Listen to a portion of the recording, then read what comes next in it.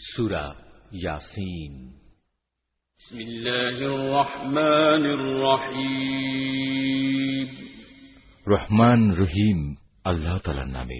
ইয়াসিন। এ জ্ঞানগর্ভ কোরআনের শপথ। তুমি অবশ্যই রাসূলদের একজন। নিঃসন্দেহে তুমি সরল পথের উপর প্রতিষ্ঠিত রয়েছ। পরাক্রমশালী ও পরম দয়ালু আল্লাহ তাআলার কাছ থেকেই এ কোরআনের অবতরণ, যাতে করে এর মাধ্যমে তুমি এমন একটি জাতির লোকদের সতর্ক করে দিতে পারো যাদের বাপ দাদাদের ঠিক এভাবে সতর্ক করা হয়নি, ফলে তারা গাফেল হয়ে রয়েছে। তাদের অধিকাংশ লোকের উপরই আল্লাহ তাআলার শাস্তি বিধান অবধারিত হয়ে গেছে, তাই তারা কখনো ঈমান আনবে না।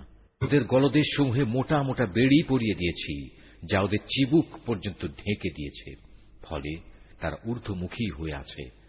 আমি তাদের সামনে পেছনে জাহেলিয়াতের প্রাচীর দাঁড় করিয়ে দিয়েছি এবং তাদের দৃষ্টি ঢেকে দিয়েছি, ফলে তারা কিছুই দেখতে পায় না। এই অবস্থায় তুমি তাদের আল্লাহর আযাব সম্পর্কে সাবধান করো বা না করো, উভয়টাই তাদের জন্য সমান কথা।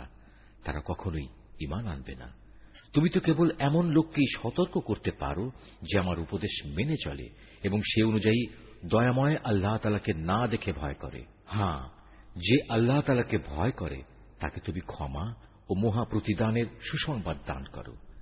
আমি মৃতকে জীবিত করি, যা কিছু তারা নিজেদের কর্মকাণ্ডের চিহ্ন হিসেবে এই পৃথিবীতে ফেলে আসে, সেগুলো সবই আমি যথাযথভাবে লিখে রাখি। প্রতিটি জিনিস আমি একটি সুস্পষ্ট কেতাবে গুণে গুণে সংরক্ষিত করে রেখেছি। হে নবী, এদের কাছে তুমি একটি জনপদের দৃষ্টান্ত পেশ করো, যখন তাদের কাছে আমার পক্ষ থেকে কয়েকজন রসুল এসেছিল। যখন আমি তাদের কাছে দুজন রসুল পাঠিয়েছি, তখন তারা এদের উভয়কেই অস্বীকার করেছে। এরপর আমি তৃতীয় একজন নবী দিয়ে তাদের সাহায্য করেছিলাম। অতঃপর তারা সবাই তাদের কাছে এসে বলল, আমরা অবশ্যই তোমাদের কাছে রসুল হিসেবে আবির্ভূত হয়েছি। কথা শুনে তারা বলল, তোমরা তো দেখছি আমাদের মতো কতিপয় মানুষ ছাড়া আর কিছুই নাও। আসলে দয়াময় আল্লাহ তাআলা আমাদের জন্য কিছুই পাঠাননি, তোমরা অযথাই মিথ্যা কথা বলছ। তারা বলল, আমাদের মালিক একথা ভালো করেই জানেন, আমরা হচ্ছি অবশ্যই তোমাদের কাছে পাঠানো তার কয়েকজন রসুল।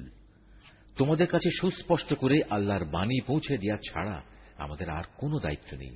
তারা বলল, কিন্তু আমরা তো তোমাদেরই আমাদের সব অমঙ্গলের কারণ মনে করি। যদি তোমরা এখন এইসব কাজ থেকে ফিরে না আসো, তাহলে আমরা অবশ্যই তোমাদের পাথর মারব। উপরন্তু তোমাদের অবশ্যই আমাদের কাছ থেকে আরো কঠিন শাস্তি স্পর্শ করবে। তারা বলল, তোমাদের দুর্ভাগ্য অকল্যাণ তো তোমাদের সাথেই লেগে আছে। এটা কি তোমাদের কোনো অমঙ্গলের কাজ যে তোমাদের ভালো কাজের কথা স্মরণ করিয়ে দেয়া হচ্ছে? আসলে তোমরা হচ্ছ একটি সীমা লঙ্ঘনকারী জাতি।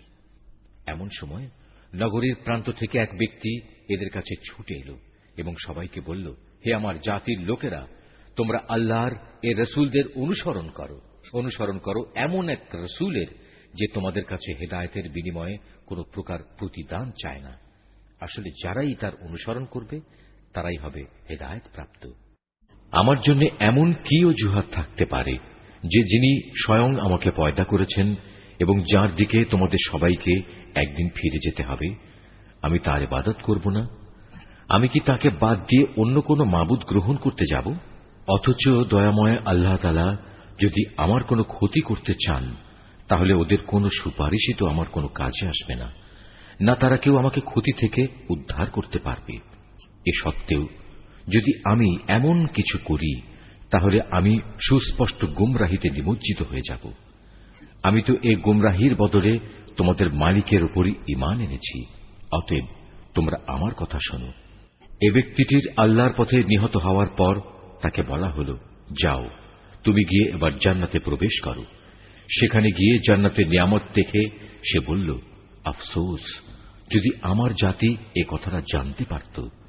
আমার মালিক আমাকে মাফ করে দিয়েছেন এবং আমাকে তিনি সম্মানিত মানুষদের দলে শামিল করে নিয়েছেন।